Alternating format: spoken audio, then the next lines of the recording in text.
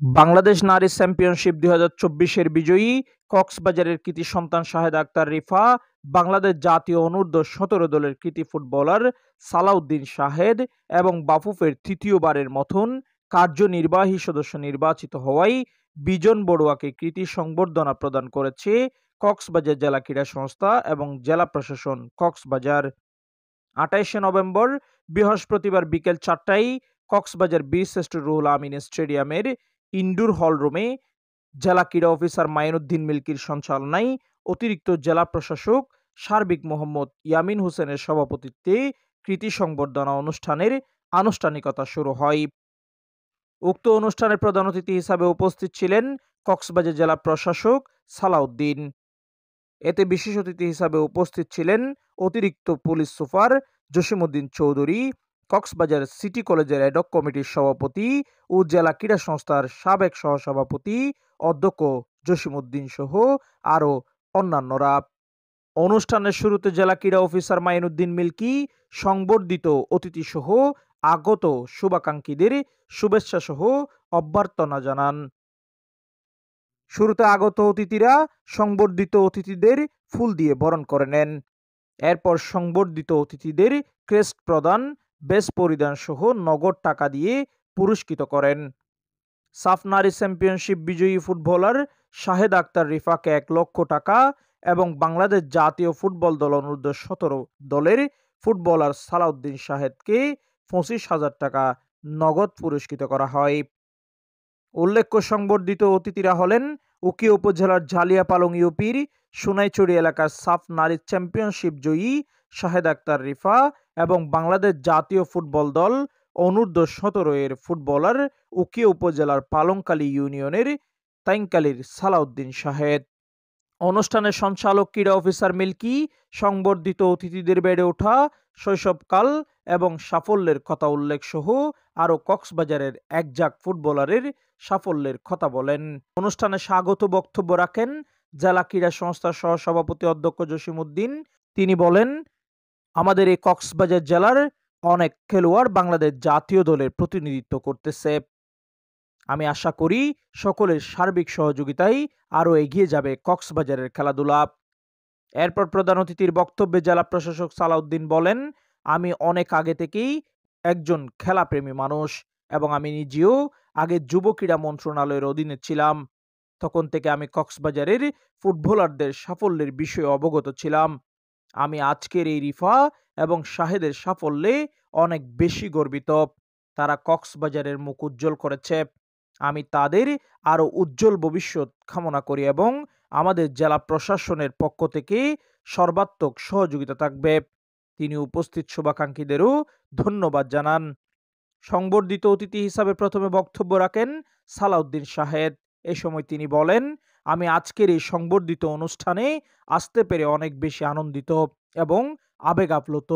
তিনি জেলা ক্রীড়া সংস্থা এবং জেলা প্রশাসনকে এরকম সুন্দর একটি সংবর্ধনা অনুষ্ঠান আয়োজন করার জন্য ধন্যবাদ জানান।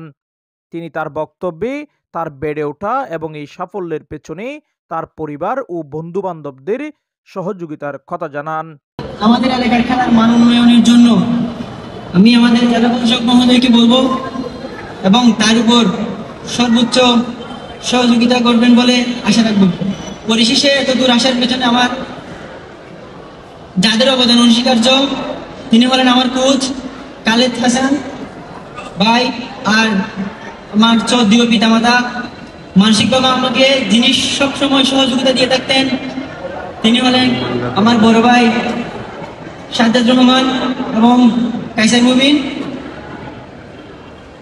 এবং আমার শুভাকাঙ্ক্ষী সবার প্রতি আমি কৃতজ্ঞ।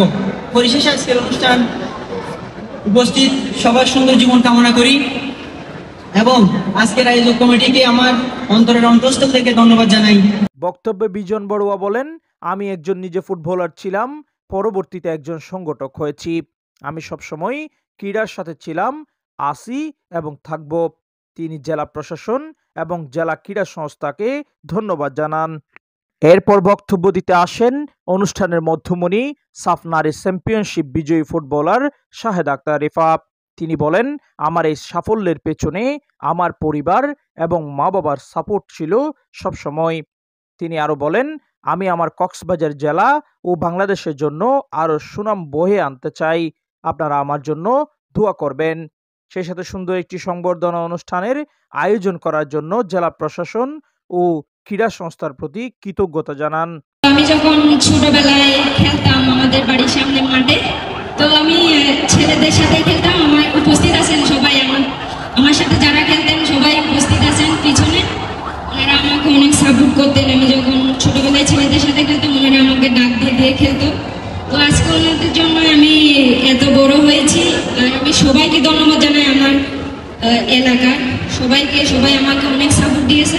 আর যেহেতু মেয়েদের হচ্ছে খেলাধুলা নিষেধ গ্রামের দিকে, তো অনেক কষ্ট করে বড় হয়েছি। বাবা মার সাপোর্ট ছিল, সবার সাপোর্ট ছিল বলে আজকে এই পর্যায়ে যেতে পারছি। তো আমি কক্সবাজার জেলাকে অনেক আন্তরিকভাবে ধন্যবাদ জানাতে চাই যে এই প্রথম আমাকে সংবর্ধিত করেছে। আমি ডিসি স্যারকে হচ্ছে আমি ধন্যবাদ জানাতে চাই। তো আমি কক্সবাজারের হয়ে আমি আরো অনেক বড় হতে চাই, যেন আমি আরো ভালো কিছু বয়ে নিয়ে আসতে চাই, সুনাম অর্জন করতে চাই। সবাই আমার জন্য দোয়া করবেন, আমার বাবা মার জন্য, আর যারা আমাকে সাহায্য করছে সবার জন্যই দোয়া করবেন। এরপর সমাপনী বক্তব্য রাখেন অতিরিক্ত জেলা প্রশাসক সার্বিক ইয়ামিন হোসেন। তিনি সবার উত্তরোত্তর সফলতা কামনা করেন এবং অনুষ্ঠানের আগত সকল অতিথি এবং শুভাকাঙ্ক্ষীদের জেলা প্রশাসনের পক্ষ থেকে ধন্যবাদ জানান।